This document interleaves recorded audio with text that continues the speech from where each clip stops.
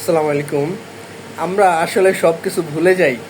ঠিক আছে, দেখেন একটা বিষয় চিন্তা করে কাকে যে কোন জায়গায় বসাইতে হবে, এটা আসলে অ্যাজ এ হিউম্যান বিং আমাদের এই জিনিসটা আমাদের মাথায় রাখা উচিত।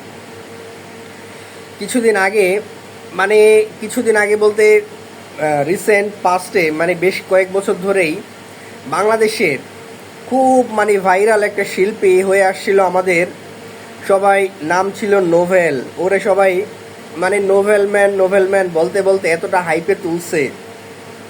ঠিক আছে, কলকাতার একটা রিয়ালিটি শো যেটা জি বাংলা চ্যানেলের সারেগামাপা, ওইখানে নোভেল বাংলাদেশের ধরেন যে আপনার আয়ুব বাচ্চু, তারপর হচ্ছে জেমস, তারপর হচ্ছে আসিফ ইকবাল, ওদের গানগুলাকে ভয়েস ওভার দিয়ে এতটা ফেমাস হয়ে গেছিল বাংলাদেশে, যেটা আসলে সে ডিজার্ভ করে কি না, এটা আমার একটা প্রশ্ন। আমার একটা প্রশ্ন এখানে আমি রেখে গেলাম। ও আসলো বাংলাদেশে আইসা বিভিন্ন সময় বিভিন্ন ধরনের বিতর্কিত কথা বলছে যে আয়ুব বাচ্চু এরকম কোনো কিছুই করে নাই যেটা তার এরকম সে ফেমাস হওয়ার যোগ্য। সে সবাইকে এতটা আন্ডার এস্টিমেট করতেছে, করতে করতে করতে করতে দেখা গেল যে উনি ওনার পজিশনটাই হারায় ফেললো।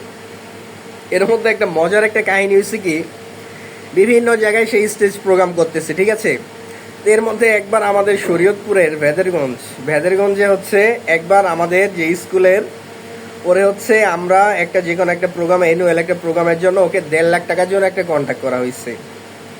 তো 1.5 লাখ টাকার মধ্যে মনে করেন যে 1 লক্ষ টাকা ও অ্যাডভান্স নিয়ে গেছে, বাকি 50,000 টাকা হইলো পরে নেওয়ার কথা ছিল। ঠিক আছে, তো এই কথা বলে ও যেদিন আসার কথা ছিল, ঠিক আছে, ওই দিন সে আসে নাই। ইভেন ওর ফোন টোন হলো সব বন্ধ। পরে ওর তো কোনো খোঁজ খবর নাই, কোনোভাবে রিচ করা যাইতেছে না।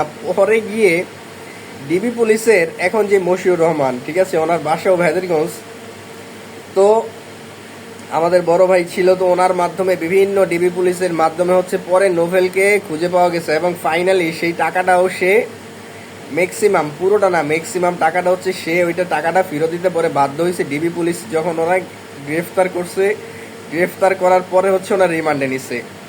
এখন বিষয়টা হলো যে সাম্প্রতিক এই যে গত 2-3 দিন ধরে দেখতেছি যে আবার সে ফিরে আসছে।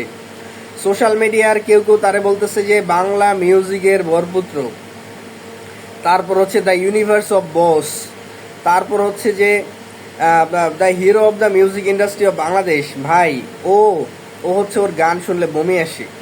ঠিক আছে, ওর ভয়েস, আসিফের গান, ও মাই গড, এগুলো শুনলে আপনার কি বলবো, শরীর নিস্তব্ধ হয়ে যায়। আয়ুব বাচ্চুর কি গান, জেমসের কি গান, ওদের কি ভয়েস। ঠিক আছে, কিন্তু ওর যে ভয়েস, ও তো মনে করেন যে আপনার সারাদিন নেশা মেশা করে চোখের দিকে তাকানো যায় না, ফেসের দিকে তাকানো যায় না। এখন হঠাৎ করে আবার কামব্যাক করতেছে, কিভাবে ওনাকে খলনায়ক হয়ে ফিরে আসবে। আসুক, মানুষের রেকটিফাই হওয়ার দরকার আছে, যদি সংশোধন হয়ে যদি ফিরে আসে আসুক, আমরা ওকে মোস্ট ওয়েলকাম জানাই। কিন্তু বিষয়টা হইলো যে তোমার নেশা করার টাকা ফুরিয়ে গেছে, আবার টাকা টুকা তুমি দেখা গেল যে তুমি আবার এখানে 2টা প্রোগ্রাম করবা, এখানে 2টা প্রোগ্রাম করবা, এখানে গান গাই, আবার টাকা নিয়ে আবার নেশা করবা।